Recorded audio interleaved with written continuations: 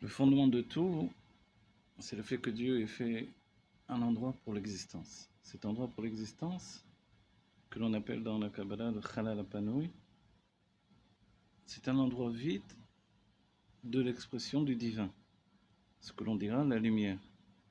La lumière de Dieu, a priori, arrête de briller dans un état d'infini absolu. Qu'est-ce que l'infini absolu? C'est l'infini tel qu'il est attaché à l'essence. Donc, tel qu'il est rapporté dans le Yitzha'im, Dieu va donner un endroit pour la Amidat Olamot, pour que les mondes puissent tenir. Évidemment, quand on rapporte la chose comme ça, ce n'est pas faire... on enlève une maison pour y construire une autre, on enlève une grosse pierre pour y construire une maison. En fait, il s'agit au sein même d'une existence spirituelle absolue, qui est le maître du monde, l'existence unique, de donner une place à la créature. Et pour tout ça, il y a un cheminement dans le monde qui précède le monde, c'est-à-dire dans l'état du divin qui précède l'apparition du monde. Et pour qu'il y ait une apparition du monde, il faut qu'il y ait cet état qui s'appelle le Tzimtzum. Le Tzimtzum, qui est défini dans un premier temps comme retrait, la lumière se retire, la Tzedadim, elle se retire de tous les côtés, pour laisser une place à ce qui s'appelle la Midat Haolamot, pour que les mondes puissent tenir. Donc, en d'autres termes, le Tzimtzum, c'est l'action, entre guillemets, puisqu'on est bien loin de l'idée de l'action spirituelle, divine, qui est à même de donner naissance à un espace-temps. Cet espace-temps lui-même, c'est intéressant, il s'appelle le Tzimtzum. Et il devient le Chalal Apanoui, un endroit vide. Un endroit vide d'expression de la conscience divine infinie. Et tout à coup apparaît, non pas encore les mondes, mais l'espace vide de lui.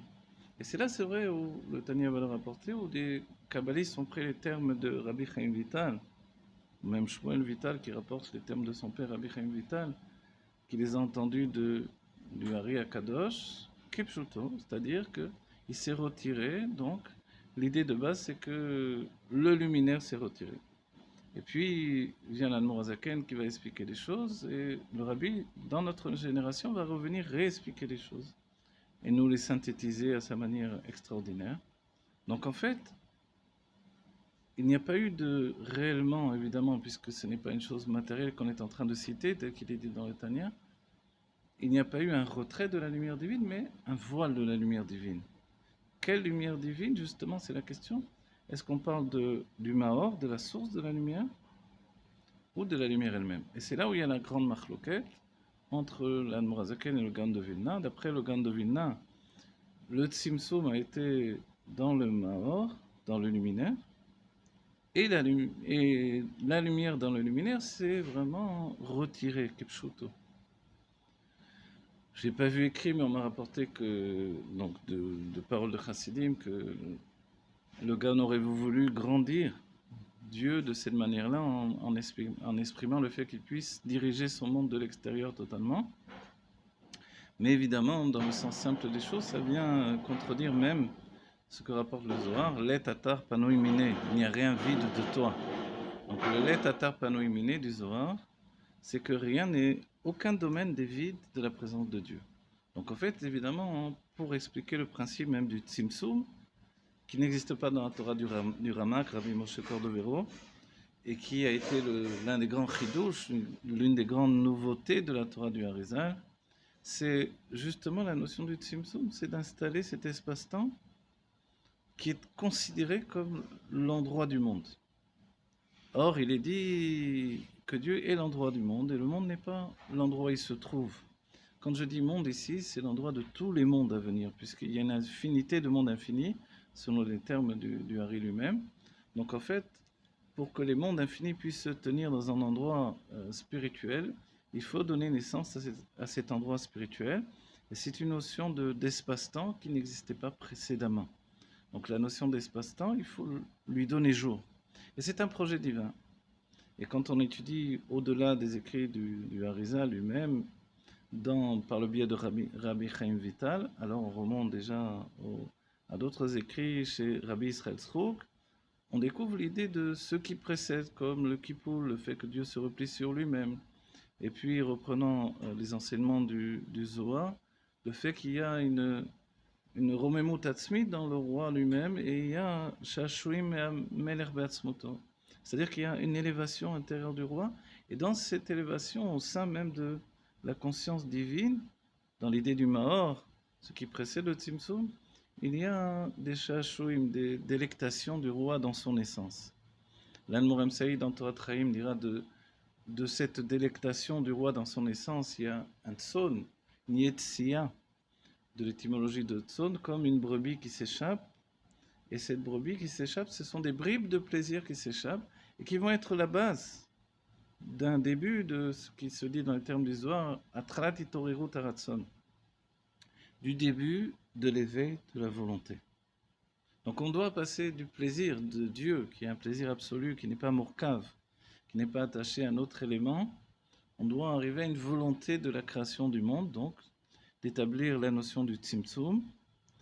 Et pour ce faire, il faut qu'il y ait un passage. Et ce passage, a priori dans l'explication de l'Anmor MCI, se fait comme une perte, une sorte de perte. Mais la perte pose un problème. Pourquoi ? Parce que dès qu'on parle de perte, depuis un état essentiel de l'être divin absolu, Dieu, alors on sous-entend qu'il est déjà dans un makom. Et c'est pour ça que tout ça, c'est un langage qui est approprié à la conscience de l'homme. Toute la notion du Tzimtzum, toute la notion des mondes divins, c'est tout ce que l'on peut dire à un homme pour qu'il puisse comprendre ce qui dépasse la conscience. C'est seulement véritablement quand on aboutit, lorsque l'on atteint, donc après l'aboutissement d'une vie et d'une élévation par le travail dans la matière, que l'on peut appréhender la notion de toutes ces notions, du Tzimtzum, de l'espace-temps divin, des Shashuim Miameler Beatzmoto, des délectations du roi dans son essence. Tout ça, on pourra l'appréhender dans la notion de Hatzilo, de Bria. C'est-à-dire une notion où la matière n'est plus une référence absolue. Et pour atteindre ce niveau, alors il faut sortir de l'enfermement de la matière, forcément. Et il y a des hommes qui ont franchi la matière, qui ont franchi le pargode, et qui viennent exprimer le divin directement, face à face, panim el panim, sous-entendu depuis l'expression du divin vers la notion de réalisation de cette expression dans la réalité. C'est-à-dire qu'il n'y a pas de voile dans l'expression. Il n'y a pas de voile parce que le corps lui-même est un réceptacle du dévoilement divin, du tzaddik. Donc en fait, chacun de nous, on peut accéder à ça tout autant où on accède au niveau du tzaddik qui est en nous. Le rabbi nous dit que Vamer Kulam Tzaddikim, c'est lié à notre génération. Évidemment, il y a des périodes pour arriver à cette conscience-là.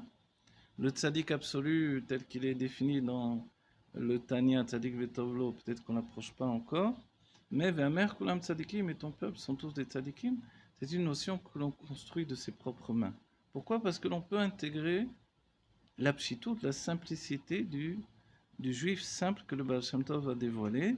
Aujourd'hui, nous sommes mourkavim, nous sommes associés à beaucoup d'informations, beaucoup d'informations qui viennent de l'extérieur, qui pénètrent en nous. Donc en fait, il faut construire cette simplicité par un travail personnel, par un travail de réflexion approfondi. En construisant cette réflexion par un travail personnel, alors on doit atteindre une nouvelle simplicité née d'un travail personnel. Voilà, ce travail personnel de simplicité établi par l'intelligence, il rejoint la structure même du divin qui, dans un premier état, est dans la simplicité absolue.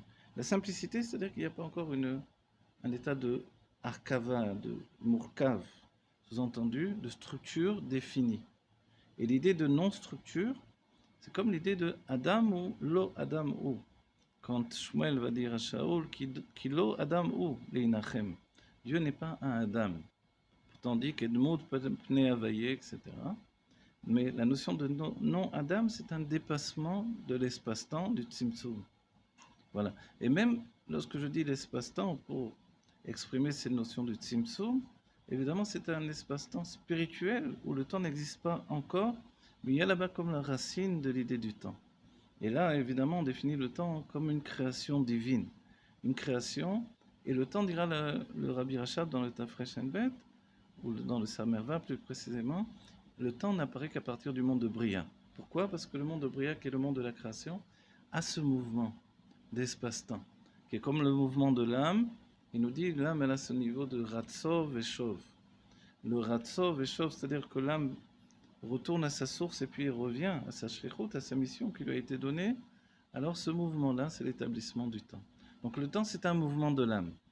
Et l'âme elle-même, quand elle a la conscience de l'existence au sein d'un espace-temps, donc c'est-à-dire quand elle a conscience de l'espace-temps, alors elle devient une âme reliée à un monde qui va la limiter et lui donner de se configurer pour sa mission dans le monde de la matière. Dans le monde de Bria, elle va se configurer par rapport à son travail intellectuel qu'elle doit fournir. Dans le monde de Yetzira, l'intellect est présent et très puissant, mais il est également lié au sentiment. Et l'âme de Asiya, elle, par contre, est confrontée directement au monde de l'action, dont elle va avoir une sorte de jouissance. C'est la frénésie de l'action qui bat son plein dans notre génération où l'action est l'essentiel. Voilà, tout ça c'est un cheminement. Mais auparavant, avant toute chose, il y a le fait que Dieu puisse faire un tzimtzum. Et ce tzimtzum, c'est comme un retrait. Et ce retrait, c'est comme un retrait, c'est un voile. Et le voile, il est dit, Bishvili Nivra Olam, pour moi le voile a été créé, c'est l'explication directe du Baal Shem Tov, donc qui est expliqué par le Rebbe, mais la traduction exacte, c'est pour moi le monde a été créé. Mais comme le monde, c'est l'étymologie de voile, Elem, alors pour moi le voile a été créé. Le voile est inhérent à ma condition, c'est-à-dire l'âme de Asiya a un voile en rapport avec l'âme de Asiya. Il est défini qu'elle est complètement dans l'obscurité, n'a a priori aucun dévoilement divin.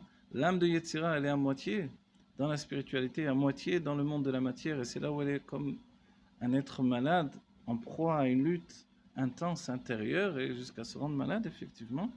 Et puis l'âme de Bria, elle est complètement dans une notion de monde intellectuel.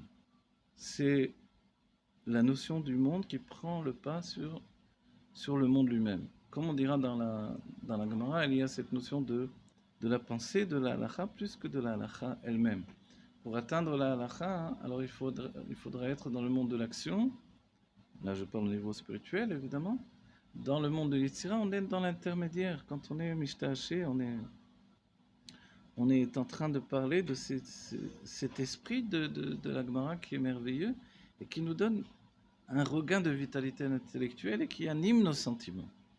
Voilà, tout ce cheminement-là, finalement, c'est la notion du tzimtzum qui est pour moi. Pour moi, il y a le tzimtzum pour que j'en fasse un endroit rempli de Dieu. Les tatar pano illuminé, c'est pour moi la notion essentielle. Rien n'est vide de lui.